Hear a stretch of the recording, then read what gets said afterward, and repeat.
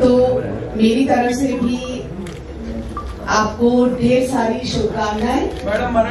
मराठी बरं, आता सगळे हे हिंदी बोलायला लागले, मराठी म्हटलं बरं चालेल ऑफकोर्स।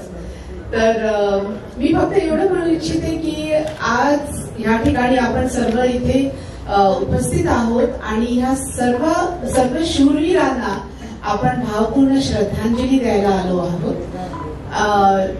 आणि जसं पूनमजी म्हणाल्या की फक्त तेही नाही पण त्यांचं संपूर्ण परिवार ते सुद्धा सोबत असतं, कारण ते एक मिनिट सुद्धा विचार करत नाही की आपण आता घराबाहेर निघणार आहोत आणि आपण घरी येऊ शकू का नाही। तर इमॅजिन की ह्या विचाराने जेव्हा ते बाहेर निघतात तर त्यांच्या परिवारांना कसं वाटत असेल।